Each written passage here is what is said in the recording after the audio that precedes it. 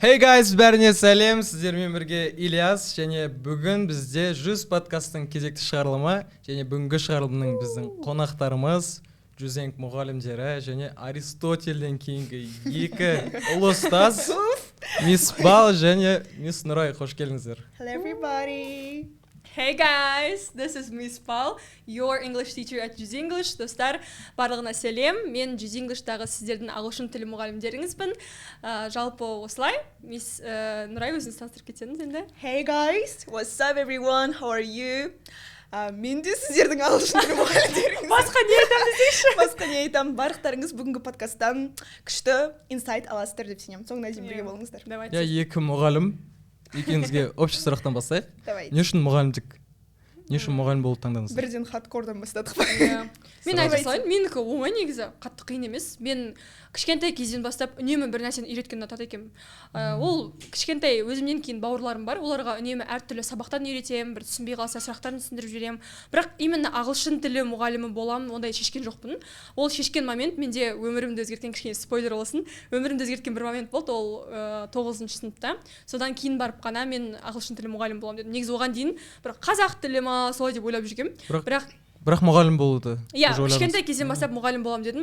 Білмеймін, ұнайтын маған. Біреуге бір нәрсе түсіндірген өте қатты жақсы көретін. Әлі күнге дейін жақсы көремін. Енді содан соң как раз карантин уақытына түсіп қалды негізі біздің мектеп бітірген жыл. Сол кезде өзімше шетелге кетемін деп жүрген кезде жоқ деді. Сонымен Қазақстанда мен де ұбт тапсырғанмын. ұбт тапсырып, кәдімгі Қазақстандағы ИНУ-ға, Астанадағы ИНУ өзім қалап түстім. Сол жақта 4 жыл білім алдым. Және де қазір енді бірінші курстан бастап мұғалімдікпен айналысып бастадым, себебі өзіме өте қатты ұнайтын болды.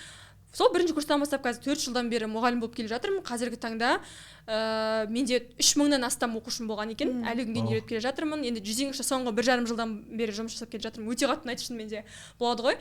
Алдында ойлағам, маған не мотивация береді деген нәрсе бір өзіме сұрақ болды да іште.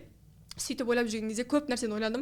Оказывается, маған бір нәрсені үйренген және де оны үйреткен ұнайды екен. Мысалға мен TikTok-тан болсын, Instagram-нан болсын жаңа бір нәрсе үйреніп қалсам, оны мен сразу сабағыма қосуға тырысамын. Бөліскім келіп тұрады. Сразу бөлісу керек, анда бөліспесем, как будто мен ол нәрсені өзіме жасырып қалған сияқты. Gatekeep деген сөз бар, gatekeep бар, онда қызғанып тұратын сияқты болып тұратын. Сондықтан мен үнемі сабақтарыма бір әр сабағым әртүрлі болатындай бір енді шаблон бар әрине, бірақ соны қосып отыратын.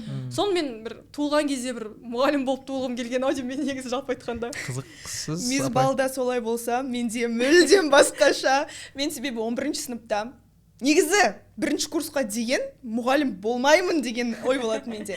Бірақ ол кезде біздің мұғалім деген ой басымызда бір клише болған сияқты ше. Мұғалімдер енді excuse me, бірақ та мектеп кезінде көбінесе оқушыларда мұғалім деген нәрсемен жаман ассоциация болады. Жаман емес, бір жағымсыз болады. Жағымсыз ассоциация болады, иә. Сондай менде де болған.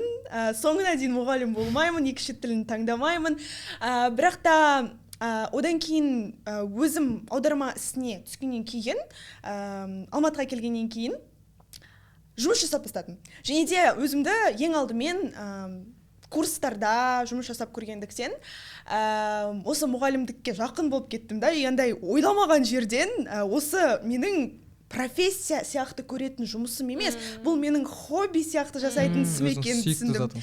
Иә, ал менде жұмыс деген оландай серьезный нәрсе болу керек, сен қиналып жасау керексің, таңғы 9-дан кешкі 8-ге, кешкі 6-ға дейін. Сондай ой болған.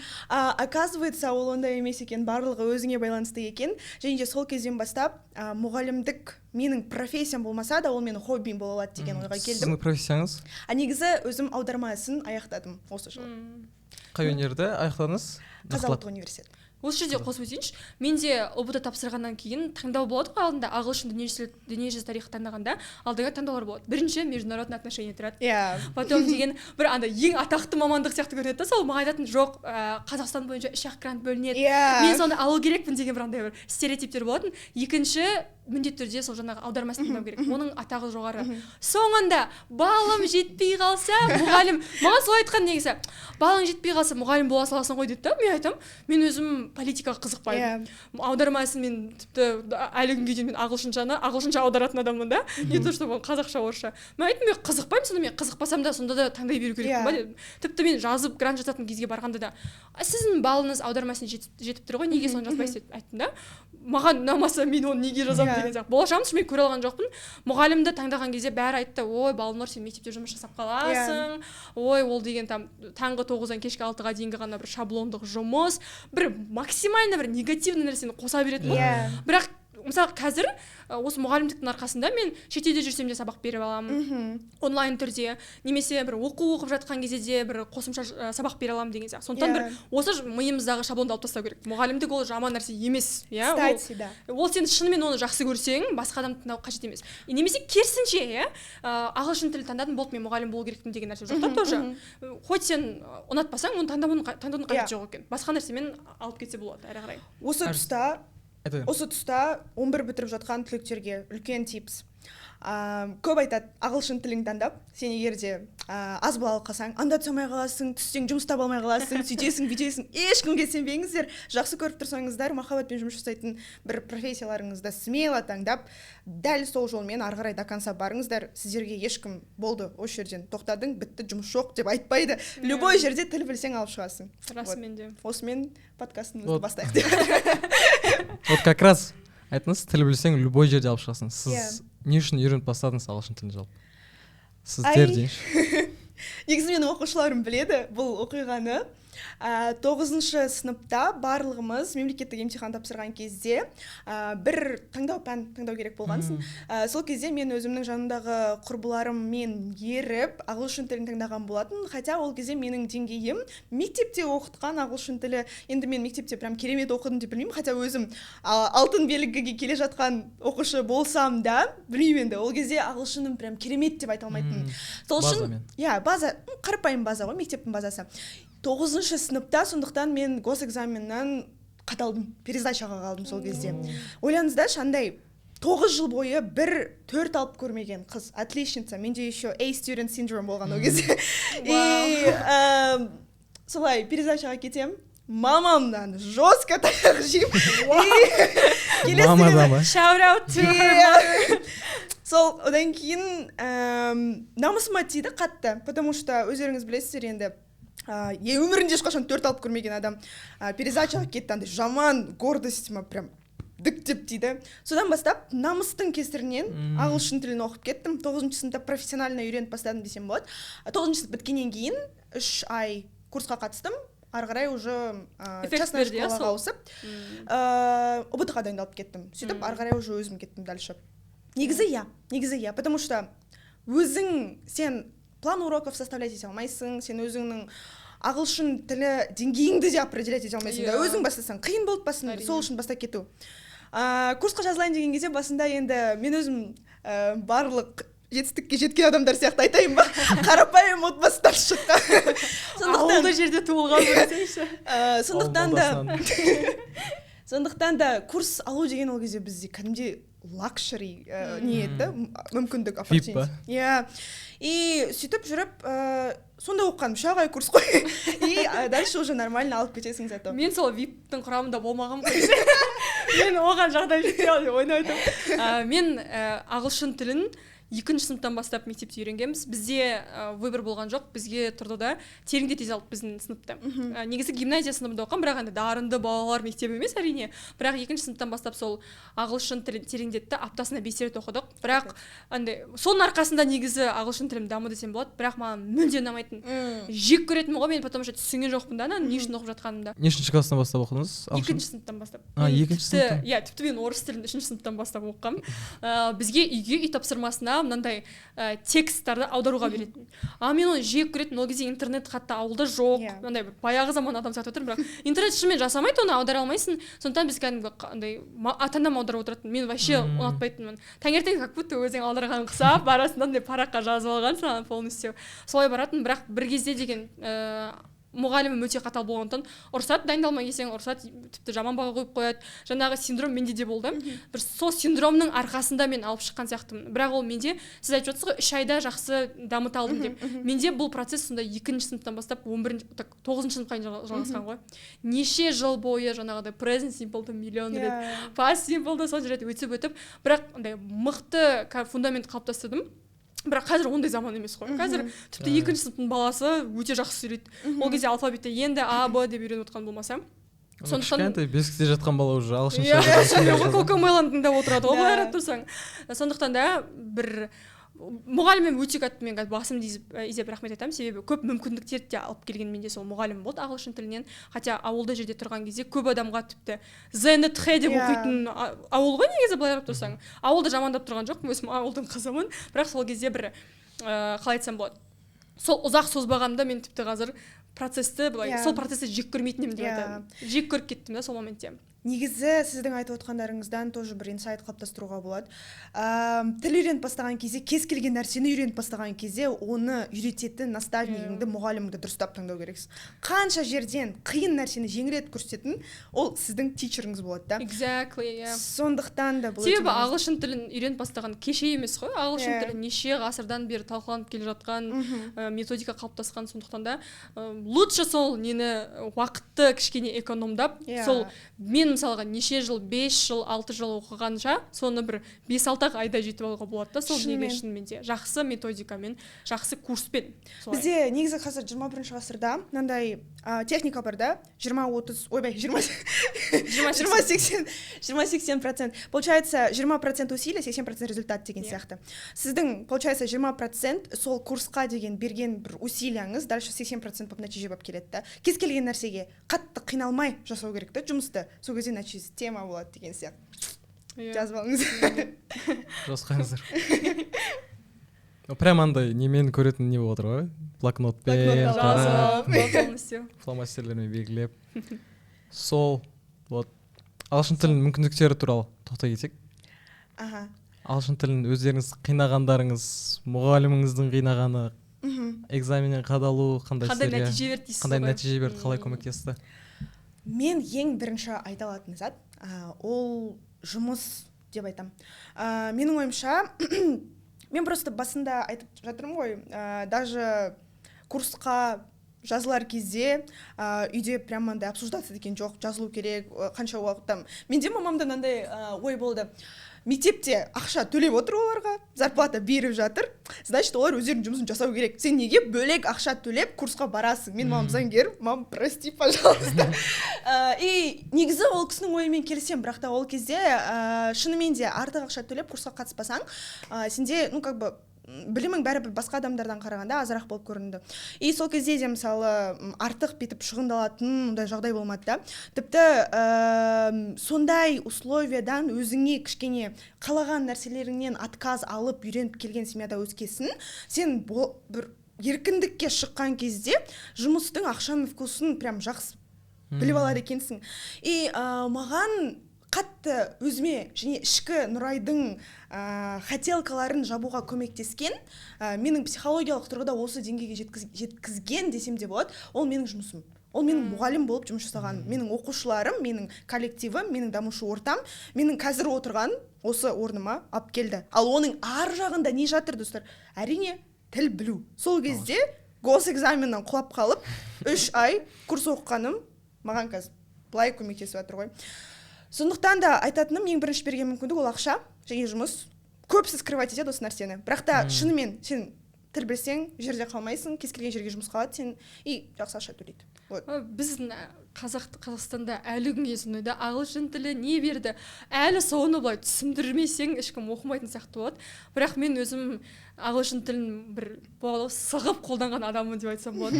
Мен ең алғаш шетелге шыққаным тегін 100% грантпен Flex бағдарламасы болды. Ең алғашқы менде. Sorry. Осы Flex туралы айтып кетейікші. Давайте айтайықшы, сол мектепте ешкім білмейді осыны. Реально ғой. Қазір балалар, ауылдың балалары, қаланың балалары бөлінбейді. Ешкім білмейді ғой. Мен өзім 11-ші классқа келген кезде Flex деген сөзді бірінші рет естігенмін. Ол кезде мен андай қарайсың, адамдар Flex'тан келіп жатыр, қарайсың. ол 10 класста бару керек еді, 11 класста бару керек еді, солай жүресің мүмкін. Ал қазір мысалы балалар білмейді. Давайте айтайық, Flex ол бағдарлама негізі жалпы мақсаты не оның? Мақсаты Америка мен Қазақстанның ортасындағы достық бір қарым-қатынасты ұстап тұру үшін жасалған. Тек қана Қазақстан емес, 16 мемлекет, қателеспесем, 16 мемлекет пен ақш сондай достық қарым-қатынасты ұстап тұруға арналған программа. Ол не істейді? Ол жақта сіз 8-ші, 9-ші, 10-ші сыныптарда жарысқа қатысасыз. Жарыс дегенде бір лотерея емес ол. Кәдімгідей сені тексереді. Бірінші тур сізде эссе жазасыз, яғни ағылшынша. Екінші турда тест тапсырасыз, қаншалықты сіздің біліміңіз бар жоқ. Үшінші тур ең қиын деп айта аламын. Мен осы үшінші турдан өткен кезде болады ғой, бір лотерея жеңгендей чувствода болдым. Себебі қайтадан тест, қайтадан эссе жазасың, қайтадан интервьюлардан өтесің, анкета толтырасың. Осының барлығын жасау бұл бізде бір жалпы Flex бағдарламасының бір жыл бойы жалғасатын процесі. Күзде басталады, сол күзде басталғаннан жауабын апрельде, майда бір естисің. Не істейсің? Сол жеңдің деген момент келген кезде сен Америкада мектеп уақытында бір жыл білім ала аласың. 100% тегін. Бір тиын төленбейді, прикиньте, вообще мен осындай баста ойлағам, ой, бәрібір жеңу үшін пара беру керек қой, андай бәрібір ақша бересің, немесе барып келу билетін өзің аласың. Себебіңіз чуть тапсырдыңыз? Чуть-чуть емес, мен вообще до конца сенген жоқпын ғой. Просто по приколу. Мәз заманда мен былай ойладым, прикиньте, анау не бар ғой, British Bulldog сияқты сертификаттар бар ғой, соның сертификатын алсам болды деп барған адаммын ғой негізінде. Повезло дейсің ғой сол кезде. Мысалға ол жақта барған кезде бір отбасыда тұрасыз, американдық отбасыда тұрасыз. Барлығы осыны естіген кезде қорқады, ата-аналар рұқсат бермейді. Сонда діні басқа, тілі басқа адаммен бірге тұрады ма? Америка деген, ол алыс қой деген сияқты. Мен ата-анам да қорықты. Оларға да қыз керек екен десе, олар да қорықты. Ладно, вот типа Шымкенттен Алматыға жіберсең, Америкаға. Прикиньте, сол даже үлкен қалаға жібермейді, не то что шетел. Сондықтан да бізде ата-анадан рұқсат сұрау үшін бірінші олардың енді сеніміне кіру керек. Сен мысалы ағылшын тілің жақсы ма, жаман ба, сеніміне бірінші кіру керек. Бірақ енді мен мына жақта енді ата-аналарға да кішкене бір заметки айтайын былайынан. Жалпы ол жақта отбасы рандомна таңдалмайды. Оларда үлкен процестен өтеді. Жалпы тарихтарын зерттейді, психологиялық тұрғыдан зерттейді, финанс тұрғысынан зерттейді. Олар сен мысалы бір баланы алып келген кезде асырай аласың ба, жалпы аурулары жоқ па, жұқпалы ешқандай аурулар болмау керек олардың да. Апасына бір даже прикиньте, туысқандарында түрмеге барған адамдар болса да қабылдамайды оларды. Яғни историялар толық таза болған кезде ғана қабылданады. Және де ол жаққа барған кезде болды, сол отбасыға сені жіберсем, Қазақстаннан бүйтіп hello деп отырмайды ғой ешкім. Ол жақта координатор болады. Мысалға мен қай ауылда тұрасың, қай қалада тұрасың, сол жақта мектебіңе жақын жерде координатор болады. Координатор деген ол тікелей сенің жағдайыңды сұрап отырады. Апта сайын жағдай сұрап отырады. Шаршап кетесің деген кезде бар ғой. Жақсы мен де қойыңдаршы деп айтқым келеді. Потом ол координатордың үстінен тағы да бір үлкен координатор бар. Ол ай сайын жағдайыңды біліп тұрады. Олар тікелей осы Америкадағы Қазақстанның несіне посольствосына хабар беріп отырады. Ол жақтан бері қарай Қазақстанға хабар келіп, ата-аналарыңа ескертіп отырады. Сол бұл андай жай процесс емес, бұл 1992 жылдан бері келе жатқан нәрсе. Одан бері прикиньте, каждый жыл сайын Қазақстаннан адамдар кетіп жатыр, бірақ ол атақты емес, әлі күнге атақты емес. Сондықтан да мен өзім 2017 жылы қатыстым осы жарысқа. Жаңа айтқандай сертификат үшін қатысқан адам болдым мен шынымен де.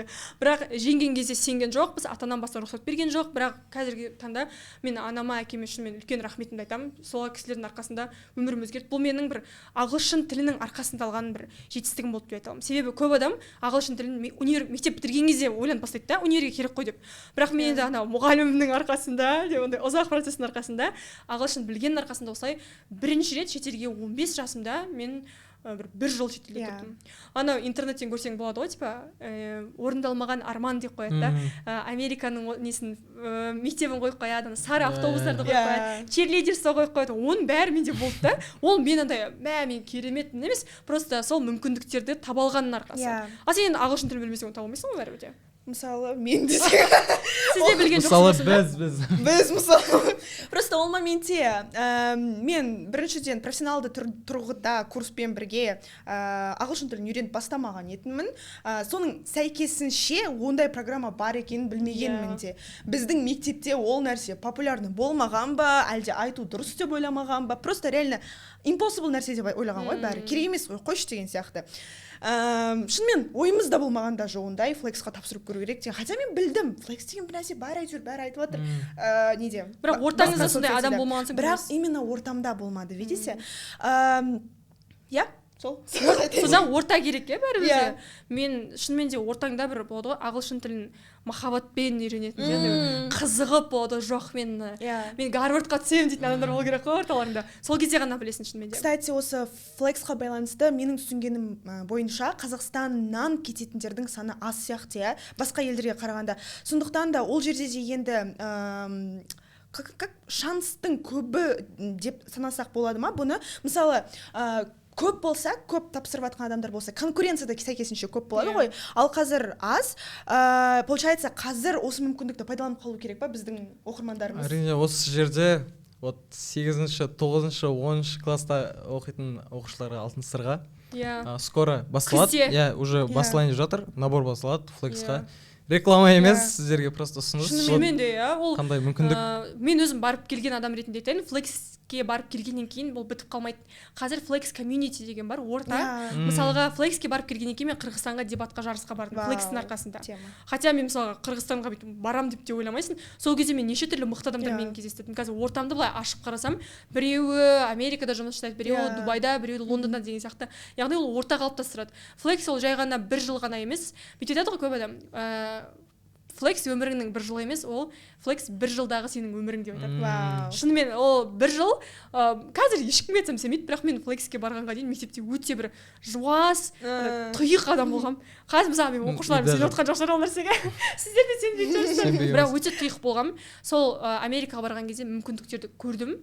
Соны Қазақстанға алып келгім келді. Сондықтан да мен қазір бірдеңе болса, давайте деп андай артынан былай итеріп отыратындай болу керек. Сондықтан 8-ші сыныптан бастап, жас жету керек, ол жақта жас критериясы бар. Жылда өзгеріп отырады бұл нәрсе. Негізі флекс бағдарламасы деп жазса, қазақша информация шығады интернеттен көп. Бірақ жалпы біздің жүзеңішті көп айтылады ғой десе. Еще жүзеңішті келіп біліп алыңыздар. Біліп қалам, жеп қалам, көріп қалам десеңдер, короче. Сіз мысалы барған адам ретінде айтасыз ғой, мен бармаған адам ретінде айтайын, өкінем шынымен білмегеніме менің. Мүмкіндікті қолданып көру керек, әрине міндетті түрде. Сондай достар тауып алыңыздар. Таптыңыз ғой мысалға деп па? Достасып қояйық осы кезден бастап деп ше. Ағылшын тілінде негізі сол бәрінің негізі бастау ғой, ең қиын зат. Осының бәріне келу үшін, анаған бару үшін, ағылшын тілін үйреніп бастау ғой. Сіздерден мұғалім ретінде сұрайық. Ағылшын тілін бастау үшін, бастап үйрену үшін не істеу керек, не керек? Бар ғой негізі.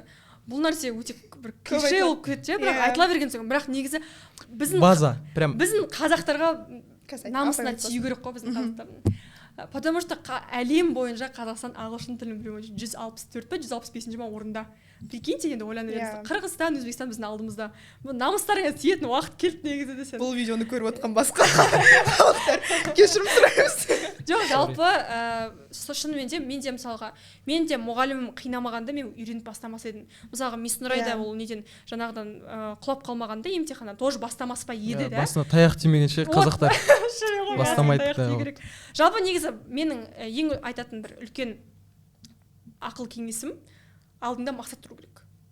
Ағылшын тілін не үшін үйреніп жатсың, мақсат қою керек. Мысалы, білмеймін, ол ұбт болсын, ол шетелге оқуға түсемін дейтін болса, соған сену керек еше. Тек қана шетелде оқу керек емес, именно миға қонымды бір план қоясыздар да соған қарай жүресіздер. Сол кезде шынымен де эффективно болады. Ал енді для себя үйренетіндерді болды ғой, жаным деп айтасың ғой оларға, потому что өздері үйреніп алатындар. Бірақ жалпы мен ұсынысым сол мақсатың болу керек бастысы. Осы жерде мезбалға қосып кетейін. Мақсат болмағаннан қандай нелер, consequences болуы мүмкін. Перевод тұратын. Қандай мен біліп тұрмын, просто жазайық не. Последствиясы болуы мүмкін. Мен өзім 2 рет IELTS тапсырғам. Бірінші рет тапсырған кезде тупо не үшін тапсырып жатқанымды білмедім. Бәрі тапсырып жатыр, IELTS, давай мен де тапсырайын деген сияқты ой болды менде. Хотя өзім үшін ол вообще не береді маған? Мақсатым неде менің IELTS тапсырып жатқан кезде? Білмедім да. И тупо көзім жұмып тапсыра салдым. И мотивациям да болған жоқ дайындалатын кезде ше. Шыны керек. Өзіме керек емес, өзім қаламайтын аз балды алып шықтым біріншісінде. И екіншісінде уже ойландым. Нұрай, подожди, сен не үшін құлап қалдың бірінші IELTS-ыңнан? Ойланшы деп. Ең бірінші ойыма келген нәрсе, сені басқалар пуш етті. Басқалар саған жаса деді, сен өзің не үшін керек екенін білмедің. И потом ойландым, так, не үшін керек маған IELTS? Мақсат неде мен IELTS тапсырарда? дальше уж кетті магистратура, там личный бренд, мұғалімдік, карьера, анау мынау. И шынымен мисбалдың айтып отқаны шын. Қазір осы, ой, қайттан осы тема ма деп айтады шығар тыңдап отқандар. Но реально, не үшін бастап отқанын білмесең, бәрі бекер. Келсем. Иә, бастап кеткеннен кейін, бірақ енді өзің бастап кетсең, ол керісінше оны жек көріп кетуі мүмкінсің. Себебі мен айтып жатырмын ғой, 3000-ға жуық оқушым болды деп. Көп айтатында, апай мен мына тақырыпты уже 10 жетіп өтіп жатырмын, ұнамайды маған дейді да. Бірақ кейін 1 сағат сабақтан кейін, апай, оказывается, оңай екен ғой. Көздер жайнап кетеді. Яғни бірінші бастаған кезде мен шынымен бір дисциплина болу керек, жаңа айтып жатырмыз ғой бізде. Мен өзім 7 жыл 6 жыл созып оқығаннан баста деген менде жек көрініш болды. Не үшін керек деп ойлайтынмын. Мен Қазақстанда өмір сүремін. Мен басқа біреудің тілі не үшін керек деп жатыр. Олар наоборот қазақша үйренсін деп сонда бір олатын. Бірақ енді шынымен бастаған кезде өздеріңізді қатты жеп қоймау үшін менің ойымша бір көмекпен бастау керек. Сіз айтып жатсыз ғой, мысалға баста оқыдыңыз, потом құлап қалғаннан кейін көңіліңіз қайтып кетті да, қайтадан курсқа бардыңыз. Орта болу керек та. Просто ағылшын тілі деген ұзақ процесс. Интермедиат пен апырға келгендер түсінеді, болотаға түсіп кеткенде боласың да. Не болып жатыр мына жақта? Сен артыңа қарайсың, қаншама жол жүріп саласың, алдыға қарайсың, дәл сондай жол тұр да сенде.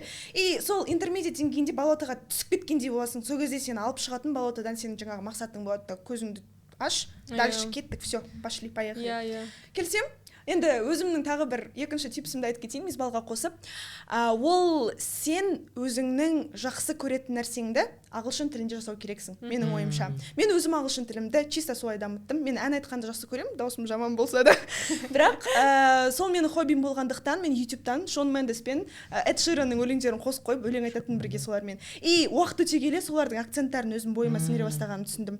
Сол сияқты фильм көру, кез келген нәрсені жасасаң, ағылшын тілінде жаса. Потому что мен оқушыларыма айтам, так, смотри, мысалы, Ильяс пен мисбал дос делік.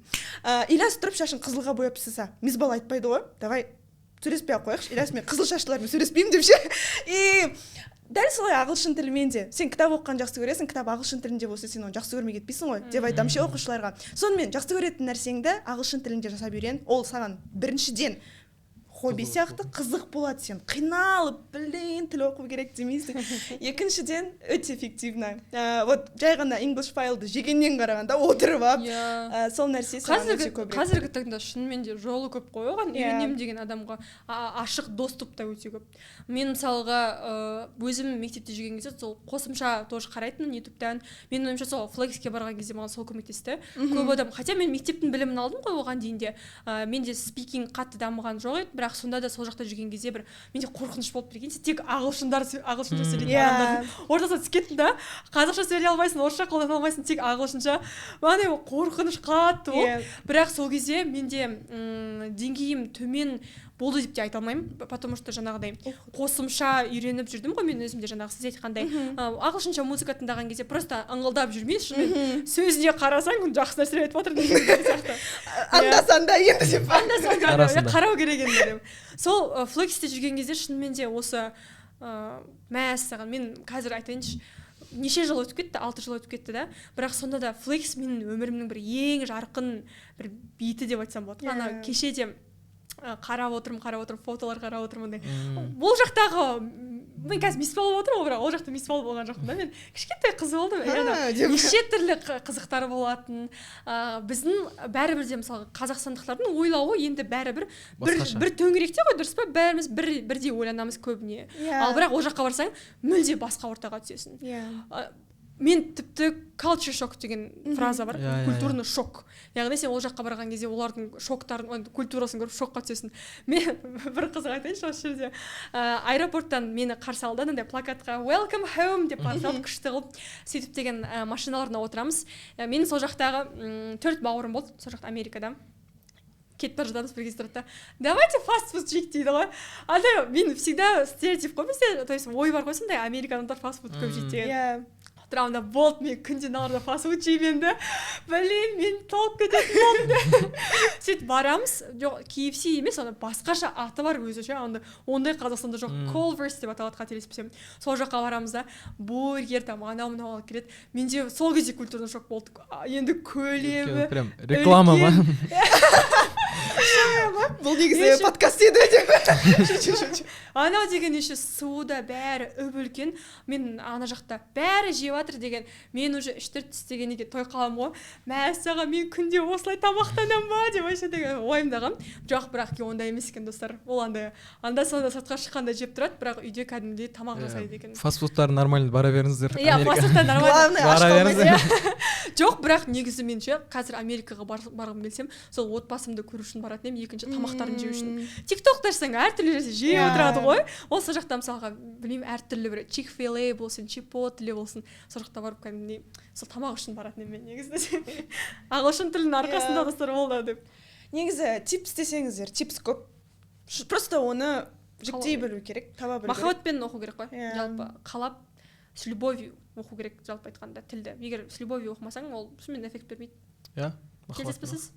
Келсем. Сіз махаббатпен оқыдыңыз ба? Мен махаббатпен оқыдым деп айтайын ба, айта алмайын ба, білмеймін. Мен қай кезден бастап оқығанымды білмеймін, ағылшын шынымен. Солай келдім, жайменде бүйтіп оқып бастадым. Мен сіздер сияқты мұғалім болмағаннан кейін өзімді ағылшын мақтамай қояйын. Мен еще IELTS тапсырғам. Мен айтып берейін ба өзім? Мен де, короче, мақтанайын. Мен Америка барғам 10 класста. 11 класста, sorry. Нью-Йоркқа барғам, Вашингтонға барғам. Короче, бардым, Америкаға барып келдім, тоже сондай бір программамен, бірақ флекс емес. Тегін бардыңыз ба? Типа того. Сондай сияқты. И Америкадан келгеннен кейін өзіме көп алып қойғам ғой, типа американецтермен сөйлестім, ана жақта бір жарым ай примерно ағылшынша сөйледім только. И давай деймін да, IELTS тапсыруға барамын ғой. Бірақ білмеймін, типа listening деген не, reading қалай болады, speaking қалай болады. Кірем. Еще менде бірінші speaking болды деймін. Кірем, короче, сұрақ қойып бастайды. И тупить етіп отырмын, жауап бере алмаймын. И бір кезде ана сұрақ қояды. No деймін ғой, короче. И ана кісі былай отырып, түрін құртып, сөйтіп IELTS-тан азалып қалғам. Қанша алдыңыз, айтасыз ба? Айтайын ба? 5,5 алғам IELTS-тан. Негізі нормально. Дым білмей барса дағы, сол смотря күшті ғой. Бірақ сол 1,5 ай көмектескен сияқты Америкадағы. Прям саяхаттау, басқа елдегі адамдармен сөйлесу уже сондай нәтиже беріп жатыр. Да, и дальше өзің дамытсаң. IELTS деген communicationның несі ғой, тесті ғой. Ол жерде speaking-та шынымен бағаланады. Сіздің шын американецтермен, нейтивтермен сөйлесіп келгеніңіз білінеді. Күшті олған, 5-те. Жақсы негізі. Writing 6 еще. Вау. Очки кигізіп қоясыздар ғой. Кстати, саяхаттың арқасында біраз үйренесің деп. Жоқ, сіздер бүйтсеңіздер саяхатқа шығыңыздар. Сол кезде ағылшын үйренуге деген мотивация пайда болады. Иә. Мен жарыспен бірге жарысқа Дубайға барғанбыз, жарыспен бардық. Сол кезде ағылшын тілін білетін, театр бойынша болды да, ағылшын тілін білетін мен тағы 1-2 адам болды, қалған 10 адам білмейді. Театрда ойнағансыз ба еще? Иә. 10 адам ағылшынша білмейді. И олар деген бізсіз жүре алмайды, прикиньте. Қайда барса да бізсіз жүре алмайды. Мысалға бір нәрсе керек болса, давай балалар жүрші, мен бірге барып келші. Мен уже андай, как будто маған зависит да, ана жақтағы өмірі. Сондай болып кетті. И сөйтіп деген бір кезде тұрды да, уже 2 күн өтті, 2-ақ күн өтті, прикиньте, әлі біз 7 күн боламыз да, 2-ақ күн өтті, болды, мен Қазақстанға барам, ағылшын үйренемін, қиналып кеттім дейді. Сөйтіп деген неде жүрміз, торговый центрда жүрміз. Бір кезде жол сұрау керек болдық, мен телефон бір нәрсе қарап тұрғам, біреу ағылшынша білмейтін бала барғанда жол сұрауға кетіп қалған ғой. Бір қызды тоқтатып алған, мен сырттан қарап тұрмын, түсінбеймін, мынау кімге не деп жатыр деп. Бірдеңе деп тұрды. Сөйтіп деген ана қыз қолын бұлғап түсіндіріп жатыр.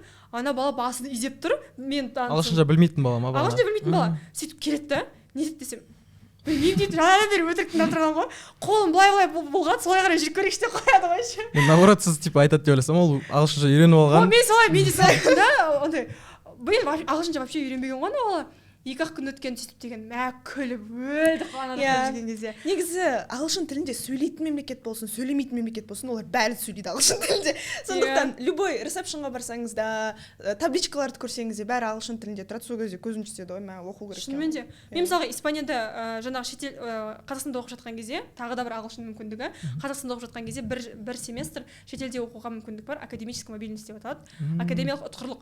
Сол арқылы мен 2 рет барып келдім, exchange бағдарлама 2 рет барып келдім. Біріншісінде Испанияға бардым, бірақ мен испанша прям 0 сөз білемін достар. Вообще ойлам болды, бітті, басқа дым жоқ. Сөйтіп барамда мен ойламағам ғой, мен испанша білмеймін ғой деп ойламағам. Қазір білесіз ба? Жоқ десе. Қазір түсіндіремін оған не үшін білмейтінімді. Сөйтіп деген неде Мадридте, Барселонада тұрған жоқпын мен. Маленький городокта тұрдым. Сол жақта адамдар ағылшынша түсінеді. маған испанша үйрену қажет болған жоқ. Соның кесірінен менің ойымша испанша үйрене алған жоқпын. Себебі егер мен ол жақта ешкім ағылшынша сөйлемегенде мүмкін үйренетін бе едім. Жоқ, бірақ ол жақта кәрі адамына дейін, кішкентай баласына дейін әйтеуір 2-3 сөздің басын қосып саған түсіндіріп жібере алады. Тіпті олар өздері ағылшынша білмесе өздері қиналып кетеді негізі. Түсіндіреді, бірақ әйтеуір дегенде түсіндіріп сен жолын тауып кете аласың. Мысалға Испанияда жарты жыл өмір сүрдім, маған испанша бір сөз қажет болған жоқ. Для приличия оля дейсің, болды ары қарай ағылшынша жібере бересің. Оля, how are you деп. Оля, how are you? Can you help me деп баста кетесің. Вот айтайын дегенім осы, жаңа айтқандай, қай мемлекетке барсаңыздар да, шынымен де маған өзіме солай болды да, енді басқа мемлекет білмеймін. Қай мемлекетке саяхаттадым, сол жақтың ешқайсысында маған олардың тілі керек болған жоқ. Енді білгенде дұрыс, конечно, басқа өзге тілдің бәрін біледі дейді ғой, бірақ сонда да база ағылшын қалыптасқаннан кейін уже басқаларда бір қатты қажет болмайды. Қажет болған күннің өзінде кішкене оңай болады. Себебі бір алфавит қой сол жаңағы нелерде, Европада жүрген көп мемлекеттерде. Сол еще ағылшын үйреніп алып саяхаттағанда қиын болмайды. Давайте тағы да осы академический осы нені ашқым келіп тұр, мүмкіндікті. Exchange туралы. Сіз не білесіз exchange туралы? Ең бірінші кеңес беретінім бірінші курсқа түскендерге университеттегі международный отделмен тығыз байланыста болыңыздар. Бірінші курстан бастап қандай мүмкіндіктер беріліп жатыр, қаншасыншы курстан бастап шетелге шығуға болады, қанша бөлінеді, не істеу керек ол үшін. Ол үшін ең бірінші керек нәрсе, мен өзім документтер тапсырған кезде IELTS-ті сұрайды, міндетті түрде. Менің ойымша, біздің универге байланысты Казгуда IELTS-ті сұрады. Сенде, потому что конкуренция көп, и сенде IELTS болу керек. IELTS болу үшін не істеу керек? Ағылшын тілін бастау керек, үйленіп, одан кейін General English дамытып алғаннан кейін IELTS-ті. Америкаға бір жарым айға бар керек. Или бар келу керек. Ильяс мырза сияқты. И потом сол международный отделмен егер тығыз байланыста болсаңыздар, сіздер әрдайым біліп отырасыздар. Қашан жіберіп жатыр, қаншаға жіберіп жатыр, қандай мүмкіндіктер болып жатыр. И ол дегеніміз exchange программасы екінші курстан немесе екінші курстан да үшінші курстан да кетуге болады, қателеспесем. Университеттің мемлекеттің қаражатына басқа елде барып 1-2 семестр оқып келу. Оны сен университетті өзің табасың, оферді өзің аласың. Но Мезбал айтып отқандай өте жақсы мүмкіндік. Мен де тапсырғам, бірақ өте алмай қалдым. Кешірім сұраймын. Конкуренция көп болып, Казгуда excuse me болдым. Но в целом қатты қаладым. Европа менде гештальт болып қалды. Бірақ та бұйырса енді магистратурада сондай мүмкіндік тағы да туады деген ойдамын. В целом сіз уже бардыңыз, значит, бастадыңыз. Уже иә, негізі олның өзі біліп бастаудың өзі бір үлкен қадам екен. Ата жата беретіндер бар, қойшы ол Европа мен тең емес қой деп жата береді адамдар. Жоқ, достар, мүмкін. Мен айтайын енді десең. 2 рет мен академический мобильностьпен өтіп кеттім. Бізде ЕНУда IELTS сұраған жоқ, бірақ. Біраз университетте IELTS сұрамайды. Сондықтан IELTS негізі тапсыру оңай емес қой. Әлі арзан емес. Ол жақта әр университеттің өзінің жеке тесттері, интервьюлары болады. Сондықтан сіз тапсыратын университет, сіз айтқандай алдын ала қарастыру керек. Бірақ мен бірінші рет тапсырған кезде Европаға тапсырдым. 2,5 миллион грант жеңіп алған болатынмын. Ақшамен айтайық та десең. 2,5 миллион грант жеңіп алдым да, сонымен қыдырдым достар Европада деп. Шынымен Европаға бір кіріп алғаннан кейін арзан болып болады. Саяхаттау да оңай болады, арзан болады. Жалпы Испанияда оқыған кезде жаңағыдай бірінші барған сол болды. Университеттен бәрін олар өздері дайындап берді бізде ЕНУда. Яғни сен даже оферді өзің алмайсың. Офер деген жаңағы шақырту ғой енді. Тапсырасың мысалға. Мен грантқа тапсырдым, яғни мемлекеттен Қазақстан Республикасының кәдімгі білім министерствосынан грант бөледі. Каждый жаққа 2,5 миллион, 3 миллион береді, қателеспесем. Направлениеға байланысты. Мысалы, Америкаға қателеспесем 3 миллион береді, Азияға 2 миллион, а Европаға 2,5 миллион береді. Сол кезде, бірақ любой мемлекетке тапсыруға болады. Сол кезде бірінші грантқа тапсырасың, грант жеңгеннен кейін универге шақырту алуға, кәдімгі хат жазасың, өзіңнің пәндеріңді, қаншалықты жақсы сабақ оқисың, бәрін жібересің. Яғни бірінші кезекте бізге ағылшын тілі керек болады. Ағылшын тілін білмесең қайта оқисың деген әңгіме ғой, жақта жүрген кезде. Екінші кезекте университетте жақсы оқу керек боласыз. Қателеспесем 4.0 GPA-дің бір 3.2-сі болу керек, минимум. Менде сол кезде 3.8 болды десе. Соның арқасында өтіп кеттім. Ал екінші рет барғанымда мен Түркияда болдым. Ол жақта негізінен тоже ағылшын сертификатын жібердік. Біз себебі университетте ағылшынша оқисың в основном. Себебі Турцияда ағылшынша оқыңыздар ма? Ол жақта да керек. Мен түркше особо білмей бардым, достар, хотя қазақ тіліне өте ұқсас дейді. На самом деле мүлде ұқсас емес сияқты. Ұқсас мен түркше білемін. Бірдеме деп айтып бастаған кезде уже жоғалтып аласың. Енді былай туристический жерлерде олар кішкене Біледі. орысша бірдеңе білуі мүмкін, бірақ в основном университетте жүрген кезде мен тек ағылшынша оқыдым. 2 рет барып келдім, екеуінде де грант жеңіп алдым, яғни менде өзімден қаржы кеткен жоқ. Және де ол әр университетте әрқалай. Мысалға бізде сол Испанияда оқып жатқан кезде негізі Қазақстаннан оқушылар болған жоқ, себебі атақты емес бұл ше, эксчейндж бағдарламасында. Бірақ Турцияда барған кезде басқа университеттерде болды, жаңағы Өскеменнен, Семейден, тек қана Алматы, Астанаға ғана қатысты емес ол. Яғни қай жаққа бара жатсың, сол жақта лучше алдын ала біліп алу керек. Яғни консультация саласында мысалы сіздерде сондай академиялық ұтқырлыққа байланысты қандай мемлекеттер бар дейсіз, олар жауап береді. Сондықтан да сол барып келген кезде мен енді бірінші рет барып келген кезде өзім жалғыз бардым, екінші рет барғанда достарыммен бардым. Бұл енді айтайыншы өмірімдегі осы студенттік жылдарындағы бір ең керемет уақыттардың бірі болды деп айтсам болады. Әрине олар да ағылшын тілінен идеально біледі, сондықтан да солай мүмкіндік болды. Хотя біз түркше мүлде білген жоқпыз. Иә? Тіпті Турцияның өзінде сондай болды. Келісеміз деп. Барлық айтқандарына қосыламыз баланың. Бәрі ойлайды ғой, вот шетелге кету үшін ғана керек, ағылшын мен шетелге кетпеймін, Қазақстанда қалам. Қазіргі уақытта даже Қазақстанның ішінде ағылшын дамып кеткен ғой. Универлерге түскеннен кейін де ағылшын керек. Сол туралы тоқтала кетсек, ағылшын тілін НТ-да ағылшын таңдамадым ба, все, керек емес деген сияқты заттарды қалыптастырып алған адамдар. Так, неге? Универдегі ағылшын. Қазір өте атақты болып жатқан мамандық IT, computer science ағылшын керек, бүткіл программирование тілі ағылшын тілінде болады, қателеспесем. Топ универлер Казгу, Казгю, СДУ барлығы тіл сұрайды. Егер сенде сертификат болса, тем более. Плюс еще сен мықты топта бола аласың. Ағылшын тілін білген кезде спецгруппаларға бөледі сені. Менің ойымша ең топ атап кететін осы үш факт. Жоқ, неден бұл андай патолог факттар ғой. Патолог емес факттар, қай универге түссеңіз де бірінші жыл міндетті түрде ағылшын оқисыздар. Қандай мамандық, қазақ тілі әдебиеті мамандығына түссеңіз де, журналистика, математика мамандығына түссеңіз де бірінші жыл міндетті түрде ағылшын оқисыздар. Мен өзім мен андай маңдайыма жазылып тұрады ғой деймін, мен ағылшын тілі мұғаліммін, менен ағылшынға байланысты сұраңдар деп тұрады ғой деймін. Мен өзі достарым басқа мамандықта оқитын достарым сұрайды да, мә балалар мен неден ағылшын тілінің кесірінен летаға қалып қойдым дейді. Мә балалар мен негізі жақсы оқимын, повышкаға сол ағылшын кесірінде іліге алмай қалдым. Мен стипендиядан айырылып қалдым, білген стипендиядан айырылып қалу. Бір айырылып қалсам қайтадан алу менің ойымша қиын деп ойлаймын. Сондықтан бәрі келеді да маған өзінің травмаларын айта береді. Мен не істеймін, мен не істей аламын сіздерге деп. Ағылшын оқы деп. Иә, оқу керек еді деп. Digital таңдағандардың үлкен бір проблемасы бар, олар грамматикамен ғана шектеліп қалады. Ертең университетке барған кезде біз былай айтқандай бірінші курста саған тек қана грамматика керек емес, саған еще и skills, бүткіл skillстар дамыту керек. Speaking-ті да, listening-ті да, reading-ті да. Сол кезде қиналады көбісі. Сол үшін стипендиядан құлап жатады ғой. Сондықтан ағылшынды оқыған кезде тек бір ғана бағытпен, бір ғана скилл дамыта беру өте үлкен қателік. Төртеусін қанша бар өзі, төртеусін барлығын бірге алып жүрген. Осы жерде айтайық, ұбт мен IELTS-тың айырмашылығы мысалы. ұбт просто чисто ұбт-ға дайындалып, ұбт-ны тапсырып шығамын, все, мен ағылшын білемін деген адамдар. IELTS-тан қандай айырмашылығы бар? Егер де қазір 8, 9, 10 оқып жүрсеңіз, мен IELTS тапсыруға кеңес беремін. Себебі IELTS-тың беретіні ұбт-дан қарағанда 1000 есе, 100 есе артық.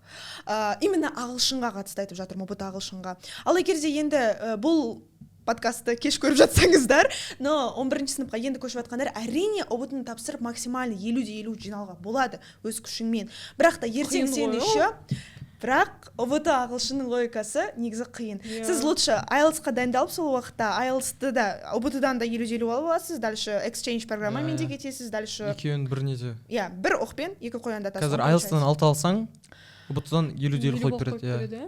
6 кажется. Негізі ұбт-дан 50-50 ағылшыннан алу өте қиын, менің ойымша. Себебі ол андай идеально білуің керексің ғой грамматиканы. Идеально білу дегенде қандай кей кезде тіпті логикасын түсінбей кетесің.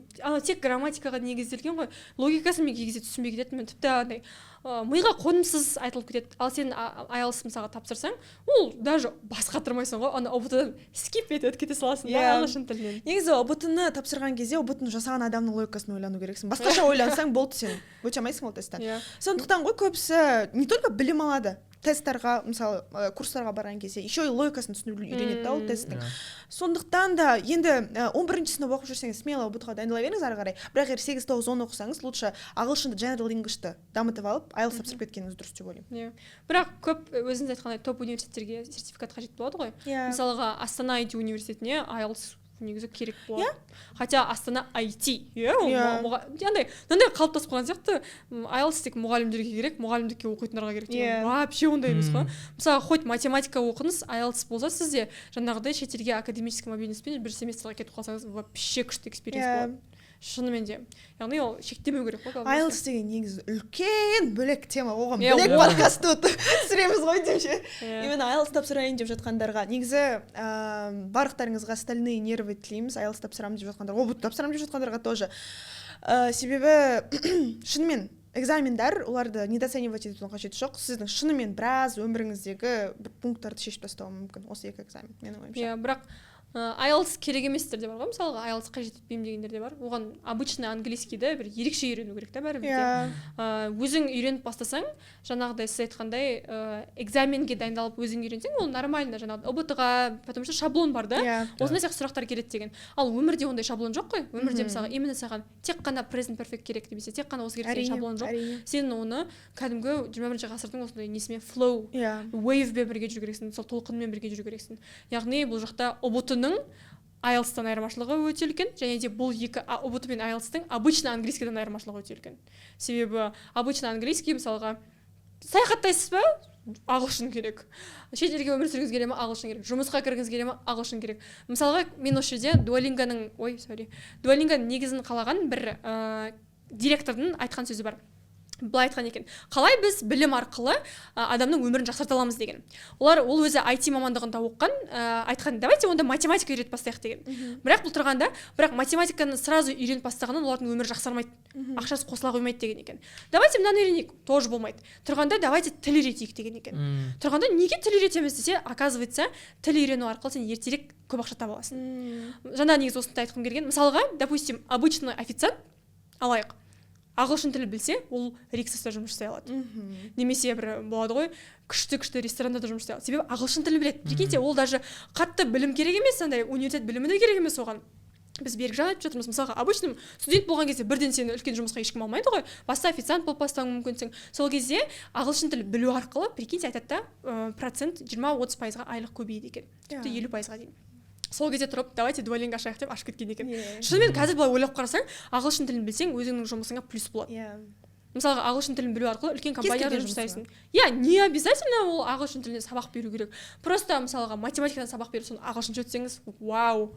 Қазір, кстати, қатты дамып жатыр. Шынымен де. Тіпті кез келген компанияларда ағылшын тілін білемін десең, ол уже сенің кеңейтеді плюсыңды, шынымен де. Сен мысалға ағылшын тілін білмейтін адаммен ағылшын тілін білетін адам жұмысқа кетіп тұрса, ағылшын тілін білетін аласың ғой, шынымен де. Ағылшын тілін білмейтіні кішкене деп қаласың ғой. Шынымен де осылай. Вот бағана айттыңыз ғой, қарапайым адамға типа өзіне үйрену қиын деп ағылшын. Значит, адамға жеке куратор керек, үйрететін мұғалімі керек, и native speakerмен прямой эфирде сабақтар керек. Оның бәрін қайдан аламыз? Енді Juzzing туралы айтып кетейік. Біздің курстың ерекшеліктері туралы айтайық. Қалай ағылшынды жақсырақ үйретесіз? Ерекшелігі қандай? Так, давайте мен бастайын, мұғалім ретінде. Juzzing компаниясына келмес бұрын мен көптеген образовательный центрде жасап көрдім. Ешқандай нәрсені жамандамаймын. Оқитын адам оқиды негізі шынымен. Бірақ Juzzing-ға келген кезде бастағандай подработка ретінде келген болатын. Мен негізі ой, кішкене сабақ беремін деп. Бірақ кейіннен бұл ортаға кірген кезде мен айттым, мынадан шынымен бала результат алып шығады. Давайте мен осының бір бөлігі болайын дедім да. Содан соң видео сабақ түсіріп бастадық, материал жасап бастадық. Біз ондай всегда дамып отырады да. Мысалы мен 1,5 жыл келген кезде бастапқы өткен ағылшын тілі уже ондай ағылшын емес бізде. Дамып қазандай сатымен жоғары көтеріліп жатқан сияқты. Бірақ Juzzing-та маған ең қатты ұнағаны бұл даже курс деп айта алмаймын мен бар ғой. Бұны мектеп деп айту керек. Всегда айтамын осыны. Достар, сендер школа английского языка, яғни біз ағылшын тілін үйрететін мектепте оқып жатырмын деп айтсаңдар болады. Себебі көп адамның ойына курс келген кезде готовый материал, қарайсың, қарасаң қарадың, қарамасаң лақтырып кетесің. Менде сондай болған. Өзімше турецкийден сондай курс алғам ғой. Куратор істесе болмаған соң бастапқы 3 сабағым ба 2 сабағым ба көрдім. Одан кейін қайда? Ол турецкий курс қайда? Мен қайда? Солай болып кетті. Бәсе деп. Шынымен де Juzzing-ға келген кезде кәдімгідей прям барлық сағатыңды ағылшынға арнап тастайсың өзі. Результат көрмей кетпейсің. Шынымен де мен осы нәрсені андай бір бұл даже реклама емес, бұл мен шын жүрегіме айтып тұрмын да бұл нәрсені. 3 рет сабақ болады, одан қосымша қанша болады, өзіңнің ортаң болады ана жақта. Бізде материалдар каждый бір 2-3 ай, жарты жыл сайын өзгеріп отырады. Маған соны ұнайды, яғни біздің баяғыдан келе жатқан неміз система емес. Қандай осы заманның трендтері қандай отыр дейміз, соны нете саламыз. Қосымша дополнительно бонустар берілетін жаңағыдай. Бізде мысалы көп айтылмайды осы нәрсе негізі, бірақ Music Club, Movie Club деген нәрсе, мысалға адам музыкаға қызықса, осы не зат? Music Club, Movie Club всегда айтылады. Өзіме қызықшы шынымен, типа. Так, былай айтайық онда. Өлең айтып үйретесіз. Мысалы жаңағы Миснұрай айтқандай, Миснұрай өлең айтуға қызығады. Яғни ол кісіге кітап оқытқызып қойып ағылшын үйрете алмаймыз біз оған, музыкаға байланыстырып өту керек. Қазіргі таңда ең атақты болып жатқан осы екі тақырып қой. Адамдар кино көргенді ұнатады, музыка всегда тыңдайды. Ол өмірімізде болып жатқан нәрсе. Ыдыс жуып жатасың, музыка тыңдайсың. Душқа кіресің, музыка тыңдайсың. Барлығында музыка байланысты болғандықтан біз сұрақта давайте неге осы ағылшын тілін именно английскийді музыкамен байланыстырып неге үйретпеске дедік. Солай айтадық та, кәдімгі видео сабақ түсірілді, тапсырмалар жиналды, атақты болып жатқан музыкаларды жинап, соның английскийін бір оңай жолмен түсіндіріп үйретіп кеттік. Movie Club та тура сол сияқты. Қазір киноларда атақты болып жатқан өмірде қолданбайтын көптеген сленг сөздер бар, фразалар бар. Оның барлығын тұтықта сол Movie Club арқылы адамдарға бір үйретуге. Яғни ағылшын тілімен жаңағыда сіз айтып жатқандай хоббимен ағылшын тілі полезный с приятным дейді ғой, сондай байланыстырып, яғни пайдалымен адамға жағатынды екеуін біріктірдік та, сонымен бірге давайте сіздерге оңай болсын деп ол тегін беріледі. Яғни сіздер курсқа тіркелсе, оны дополнительно сатып алмайды да, оны кәдімгідей. Себебі мен білемін, көп курстар өзінің бір структурасын соған негіздеп тастайды, оны кәдімгідей сатады. Бізде ондай емес, кәдімгідей сен кәдімгі ағылшын тілін үйренесің, өзіңнің бір educational pass болады сенде, яғни бір жолың болады ағылшын тілін үйренетін. Қосымша дополнительно соны үйреніп отырасың. Яғни бұл сізде сонда аптасына үйренетін ағылшын тіл сағатын көбейтеді. Мысалға Netflix подписка. Вот, кстати, осы қымбат қой Netflix деген олар. Маған Netflix арман болған. Ондай дорогое удовольствие біз посмотреть ете алмағанбыз ғой кезінде. Мен сериалдарды Netflix дегенге қарайтын. Ортасына реклама шығып кететін ба? 1xbet, большие ставки. О, реклама шығып. Кесіп тастайын. Сол кезде мысалға нормально ақша береді.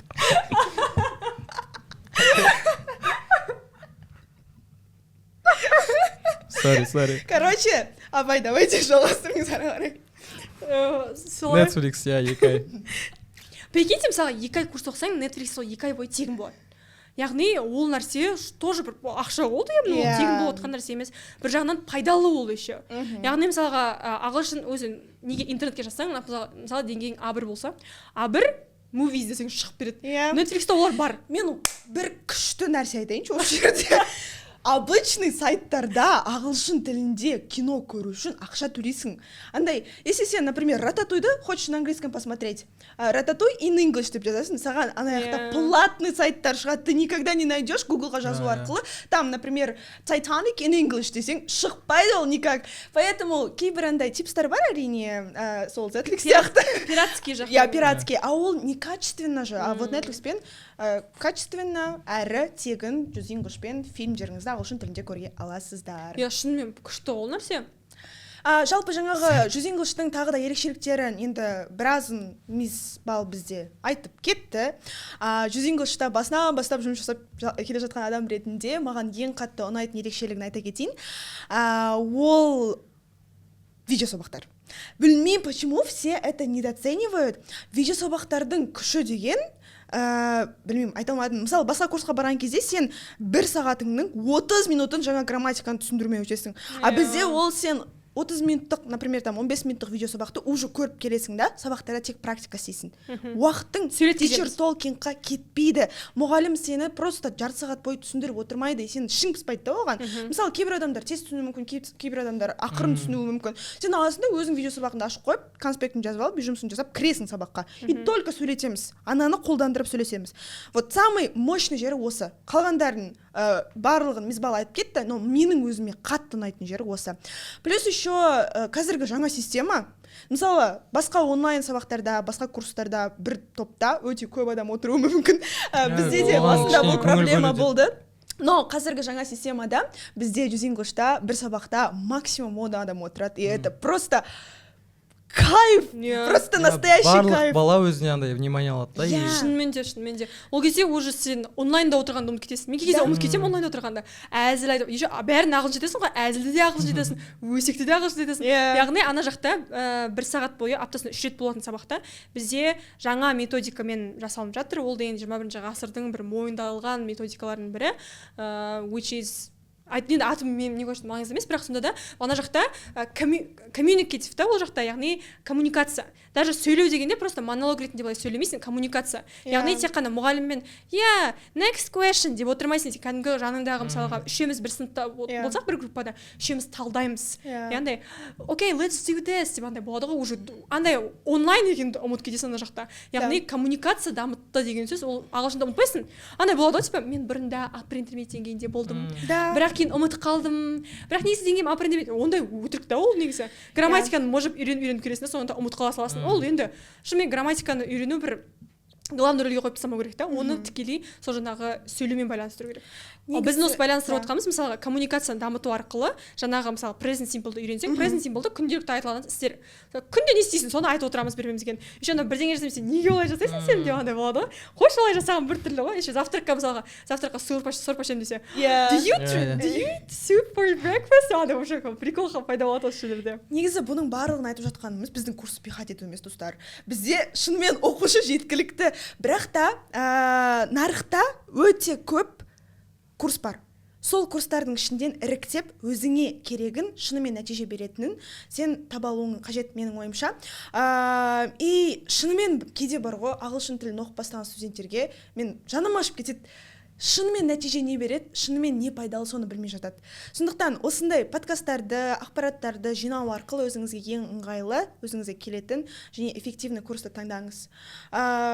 Себебі ол жүзеге мен айтып кетейінші, осы жерде ең басты ерекшелік осы жаздың главный кстати. ерекшелігі. Өздеріңіз оқыңыздар. бір деңгейді аяқтау арқылы, бір деңгей бізде 2 ай, 2 айды аяқтау арқылы шетелдің кез келген жағына баруға болады. 100% тегін. Прикиньте, бізде Жұлдызай ханым, Жұлдызай апай, бізде осы компанияның негізін қалаған кісі. Осылай бұл мотивация. Яғни осыған ұмтылу арқылы сен бірінші ағылшын тілін дамытасың, еще как бір бонус ретінде шетелге барып көресің. Еще ағылшын дамытасың, Netflix-те 2 ай. Өтірік емес қой, просто деген өтірік емес, кәдімгі шынымен дамытасың полностью, еще соны ана жақта шетелде қолданасың, сол шетелінде жағы.